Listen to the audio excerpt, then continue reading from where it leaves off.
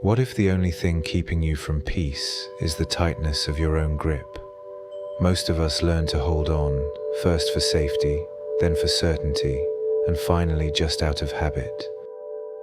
We clutch our worries the way a child clings to a heavy blanket, believing its weight is a kind of protection. Yet the world is heavier than any of us can carry alone, and after a while, the burden becomes so familiar, we forget what it's like to set it down. There comes a moment when the muscles of the mind tire and the soul quietly asks, what if you simply let yourself float? It's easy to think that release is weakness. We're taught to wrestle with our troubles, to dissect them, to fix and solve and conquer. But sometimes the real courage lies in letting go of the need to win every battle. Imagine standing at the edge of a field, watching the wind move through anemones, each petal trembling, surrendering to the air. They do not resist the current, they open, melt, and become part of the moment. Through this gentle yielding, something new is always being born. Consider how memory itself softens over time. What once cut sharp as a blade now blurs at the edge, like a pink cloud dissolving into dusk. The stories you once told yourself about who you are, what you've lost, and what must come next, begin to break apart, their outlines less defined. In this space between what was and what might be, there is a kind of sacred ambiguity. You are not what happened to you, and you are not just the pain you have carried. The world below is vast, fields upon fields of blooming anemones, petals shifting in endless renewal. If you look closely, you will see how each flower is both itself and a part of the greater tapestry, never truly separate, always melting and reforming. The weight you feel is real, but it is not permanent. It is a weather pattern, not the sky itself. No storm lasts forever. No winter holds the earth in its fist for more than a season. Imagine now, beginning to drift, softly, almost without effort, upwards into the cloudscape above. At first, the ground calls you back with its familiar gravity. Your old worries reach for you, tugging at the hem of your coat. Yet as you rise, the outlines blur. The sounds of the world become muffled, as if you are wrapped in cotton. There is no sudden release, only a gradual loosening, a fragile awe at how light you can become when you stop arguing with your own heaviness. We spend so much time trying to understand our suffering, as if perfect knowledge could set us free. But what if peace arrives not through comprehension, but through transcendence, by stepping outside the frame entirely?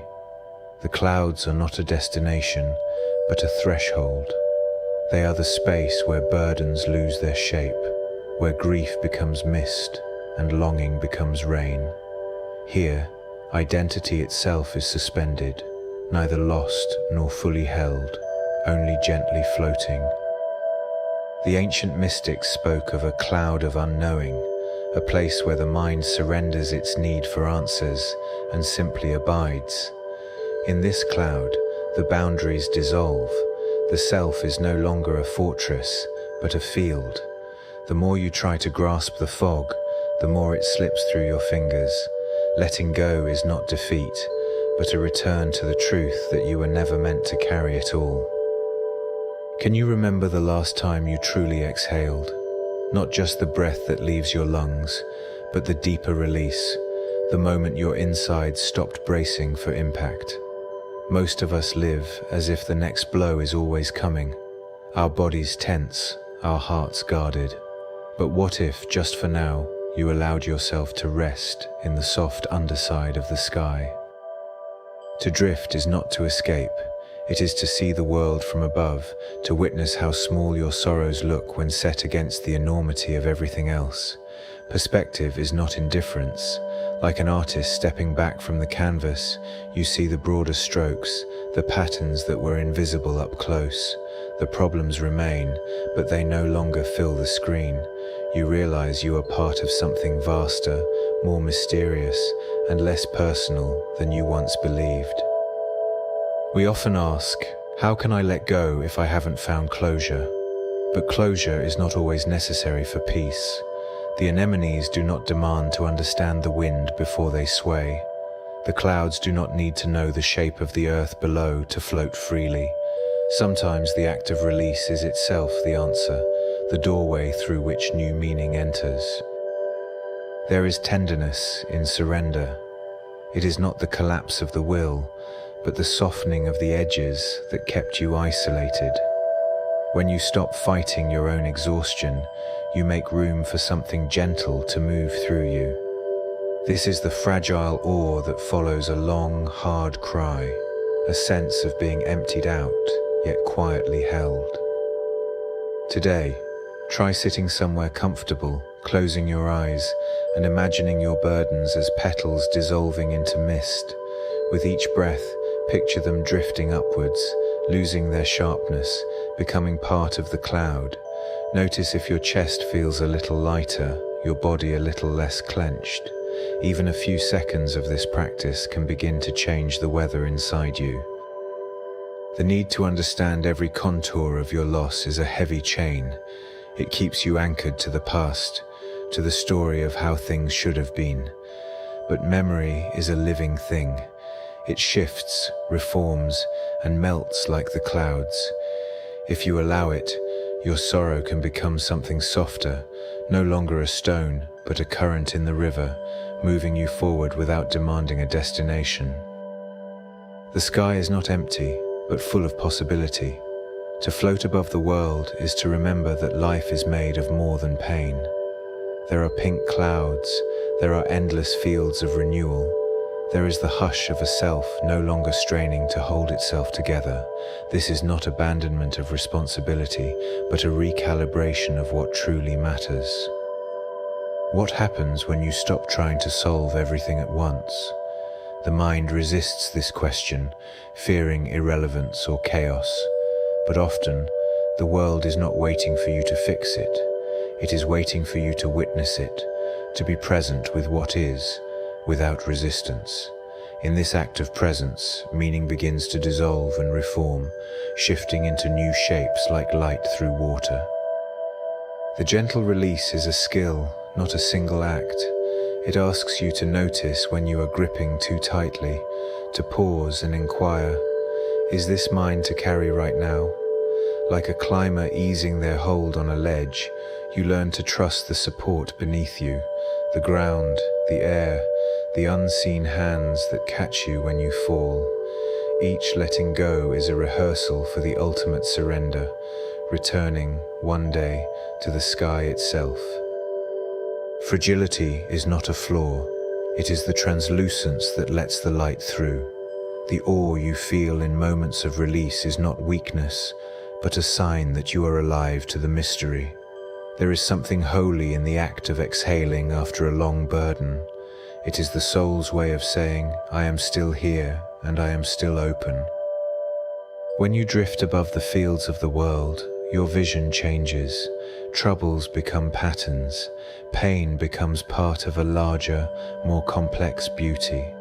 You see the interconnection of all things, the way sorrow and joy mingle in the same breeze, the way loss makes room for new growth. The field of anemones does not mourn the petals it loses. It trusts that new ones will bloom. The clouds are not a prison, but a passage. They hold you lightly, suspending you between what was and what could be. In this liminal space, the self can finally rest. There is no need to perform, to prove, or to explain. You are simply present, a witness to your own becoming. Have you noticed how the world softens when you stop trying to control it? The urge to grip and shape reality comes from fear, but fear cannot survive long in the open air. When you surrender, even briefly, you find that reality does not collapse in your absence. The fields keep blooming, the clouds keep drifting, and you are free to breathe. Letting go may feel like a kind of dying, but it is also a birth. In every exhale, you make space for a new inhale. In every surrender, you create room for new life. The self you defend so fiercely is not fixed.